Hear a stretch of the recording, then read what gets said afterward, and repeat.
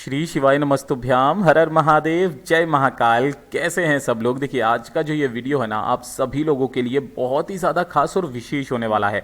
आप सभी को पता है कल है गुरुवार का दिन और गुरुवार के दिन पड़ रही है अष्टमी तिथि। जो गुरुवार की अष्टमी तिथि है ना, ये आपके घर में अगर धन की बहुत ज़्यादा कमी है, संपदा नहीं बढ़ रही है, सुख शांति समृद्धि नहीं बढ़ रही है, दुख है, तकलीफ है जीवन के, अगर आपकी कोई कामना है जो पूरी नहीं हो रही है, घर की खुशियों को किसी की नजर लग चुकी है ना, तो गुरुवार की अष्टमी के दिन इस गेहूं के 7 दाने वाले उपाय को करना मत भूलिएगा। आपके घर में धन संपदा की वृद्धि भी होगी। अगर किसी व्यक्ति की नौकरी नहीं लग रही है, नौकरी से परेशान हो चुके हैं, तो उसके लिए पूज्य गुरुजी ने बहुत ही अद्भुत सा उपाय बताया है। और साथ ही साथ अगर आपकी कोई हृदय की बात है, कोई कामना है जो आप देवादिदेव महादेव जी से कहना चाहते हैं, लेकिन वो कामना पूरी नहीं हो रही है ना, तो गुरुवार की अष्टमी के दिन इस वाले उपाय को जरूर करना। साथ ही साथ पूज्य गुरुजी ने कहा है कि अगर आपके घर की खुशियों को किसी की नजर लग चुकी है ना, तो जिस घर की स्त्री इस वाले उपाय को अपने परिवार के लिए करती है, तो उसे उसी वाले फल का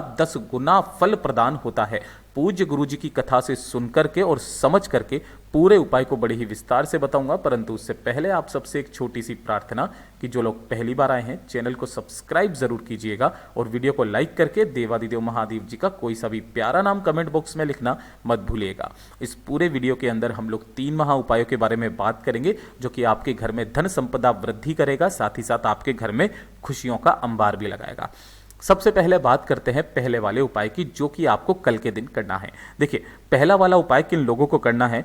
अगर आपके घर में धन संपदा की कमी है, तो धन संपदा की वृद्धि करने के लिए, साथ ही साथ आपके कुटुंब को बढ़ाने के लिए, है ना, कुटुंब में सुख शांति समृद्धि का वास करने के लिए और आपके घर के भंडार सदैव भरे रहे ना, तो गुरुवार की अष्टमी के दिन इस वाले उपाय को करना मत भूलिएगा। बहुत ही अद्भुत उपाय है, जरूर कीजिएगा। देखिए आपको करना क्या है, लेने होंगे इस तरीके से गेहूं के 7 दाने। ध्यान रखना ये 7 दाने खंडित नहीं होने चाहिए कहीं से भी, ऐसा टूटा फूटा दाना नहीं लेना है, आखा दाना लेना है, ये चीज ध्यान रखिएगा। और साथ ही साथ आपको लेने होंगे थोड़े से जौ के दाने। देखिए जौ के दानों का कोई क्रम नहीं बताया कि कितने आपको लेना है, केवल गुरुजी ने कहा चुटकी भर आपको जौ लेना है और 7 गेहूं के दाने ले लेने हैं। ठीक है, इसी के साथ में आपको 2 दीपक तैयार करने हैं, है ना, ये सबसे महत्वपूर्ण है।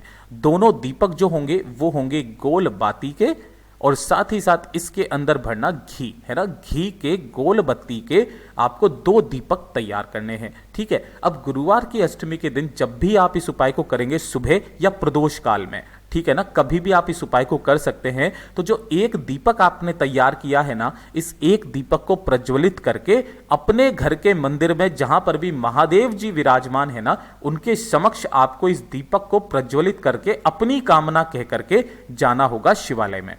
ध्यान रखना जब आप यहां पर इस दीपक को प्रज्वलित करेंगे, इसके नीचे कुछ ना कुछ जो आपने जौ के दाने लिए हैं ना, थोड़े से जौ के दाने इसके नीचे जरूर रखना, जमीन पर मत रखिएगा। तो एक तो दीपक आपको यहां प्रज्वलित करना है, उसके पश्चात 7 गेहूं के दाने, चुटकी भर आपको जौ के दाने और एक दीपक लेकर के पहुंच जाना देवादिदेव महादेव जी के मंदिर शिवलिंग के पास में। हो सके तो 1 लोटा शुद्ध जल और लेकर के चली जाना।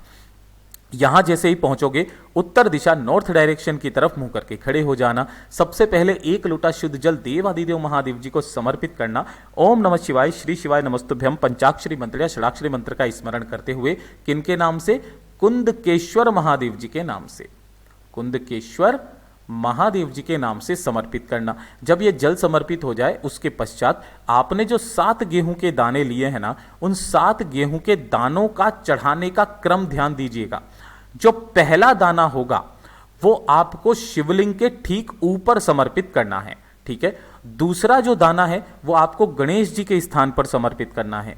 तीसरा दाना भगवान षडानंद कार्तिकेय जी के स्थान पर, चौथा माता अशोक सुंदरी के स्थान पर, 5वां आपको जलाधारी पर समर्पित करना है, 6ठा आपको नंदी बाबा के उठे वाले पैर पर समर्पित करना है, और 7वां जो ऊपर की तरफ एक मटकी लगी हुई रहती है जहां पर महादेव जी की 5 पुत्रियों का स्थान होता है, जया, विजहरा, श्यामरी, बारी, दोतली एंड देव, वहां पर उस मटकी के अंदर 7वां दाना आपको डालना है।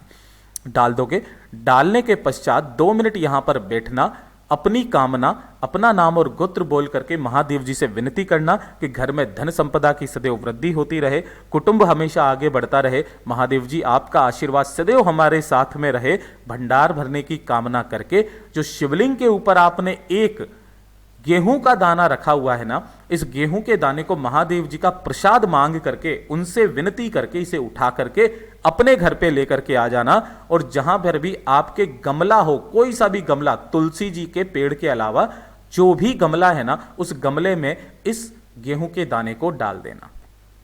जब भी गुरुवार आ जाए ना, उस दिन इस वाले उपाय को करना स्टार्ट कर दीजिएगा। आपके घर के भंडार कभी खाली नहीं होंगे। इतना अद्भुत और अचूक उपाय है ये, पूज्य गुरुजी ने बहुत जोर करके बताया, जरूर कीजिएगा। अब बात कर लेते हैं दूसरे वाले उपाय की। देखिए, दूसरा वाला उपाय किन लोगों को करना है कि अगर आप बहुत कोशिश करने के बाद में भी आपको किसी काम के लिए सफलता नहीं मिल रही है ना, या फिर आप बहुत पढ़ाई कर रहे हो, मेहनत कर रहे हो, आपकी नौकरी नहीं लग रही है, नौकरी के लिए परेशान हो चुके हो, ना सरकारी ना प्राइवेट इंटरव्यू दे दे करके थक चुके हो ना, तो पूज्य गुरुजी ने एक तो बताया था दूधेश्वर महादेव जी वाला उपाय, जिसके अंदर आपको 108 सरसों के फूल लेने हैं और 108 सरसों के फूलों को महादेव जी की शिवलिंग पर समर्पित करना है दूधेश्वर महादेव जी के नाम से, है ना।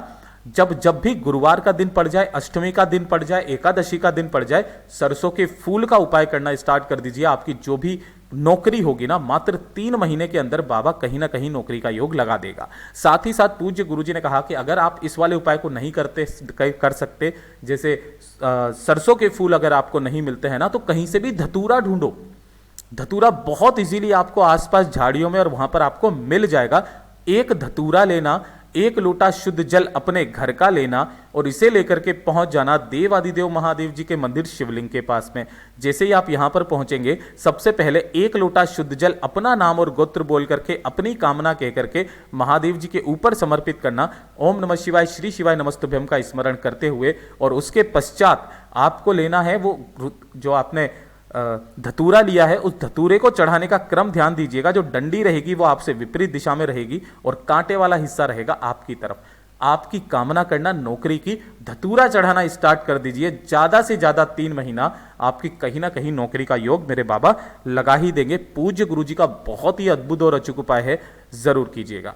अब बात कर लेते हैं तीसरे वाले उपाय की। देखिए, तीसरा वाला उपाय किन लोगों को करना है कि अगर आपकी कोई विशेष मनोकामना है, ध्यान से सुनिएगा, कोई विशेष मनोकामना है जो आप उपाय कर करके थक चुके हो, पूरी नहीं हो रही है। सोमवार की अष्टमी कर ली, आपने प्रदोष कर लिया, आपने सारे उपाय करके देख लिए, लेकिन फिर भी आपकी कोई कामना है, कोई विषय पूरी नहीं हो रही है। साथ ही साथ आपको अगर जीवन के दुख खत्म होने का नाम नहीं ले रहे हैं ना, तो इस वाले उपाय को कल गुरुवार के दिन करना मत भूलिएगा।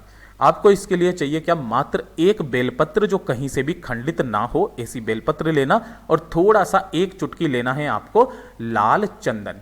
ठीक है, इस लाल चंदन को और 1 बेलपत्र को, साथ ही साथ 1 लोटा शुद्ध जल अपने घर का लेकर के पहुंच जाना देवादिदेव महादेव जी के मंदिर शिवलिंग के पास में।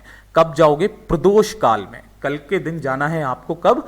प्रदोष काल में। देखिए, गुरुवार का दिन है, भगवान हरि नारायण विष्णु जी को समर्पित होता है, और गुरुवार के दिन जब अष्टमी तिथि पड़ती है ना, तो उस दिन होता है भगवान महादेव और श्री हरि नारायण विष्णु जी का मिलन होता है प्रदोष काल के समय। तो प्रदोष काल के समय सबसे पहले आपको 1 लोटा शुद्ध जल शिवलिंग के ऊपर समर्पित करना है। ओम नमः शिवाय, श्री शिवाय नमस्तुभ्यम का स्मरण करते हुए हरिहर महादेव जी के नाम से, हरिहर महादेव जी के नाम से समर्पित करना। और जो आपने 1 बेलपत्र लिया है ना, इस 1 बेलपत्र की इस वाली डंडी को आपको तोड़ना है। तोड़ने के पश्चात आपको इसी डंडी से लाल चंदन में डुबो करके इस बेलपत्र पर 108 बिंदियां लगानी है। अब 108 बिंदियां क्या आप एक पत्ते पर लगाओगे? नहीं, आपको सभी तीनों बेलपत्र की पत्तियों पर मिला करके ये टोटल 108 बिंदियां होनी चाहिए। ओम नमः शिवाय मंत्र का स्मरण करते हुए, या फिर एक मंत्र होता है जो कि महादेव जी का और भगवान श्री हरि नारायण विष्णु जी का सम्मिलित मंत्र है, ओम श्रीम ओम हरिणाक्षाय नमः शिवाय। इस वाले मंत्र का स्मरण करते हुए 108 बिंदियां आपको लगानी है। जिस जगह से तीनों पत्तियां जुड़ी हुई है यहां से इसे पकड़ना और हरि हर महादेव जी के नाम से अपना नाम और गोत्र बोल करके अपनी कामना कह करके शिवलिंग के ठीक ऊपर इस जगह पर आपको समर्पित कर देना है।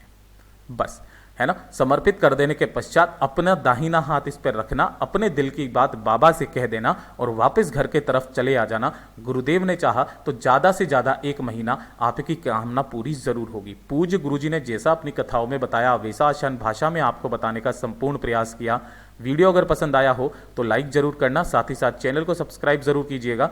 मैं आपसे मिलता हूं अगले वीडियो में, तब तक के लिए ओम नमः शिवाय, जय महाकाल।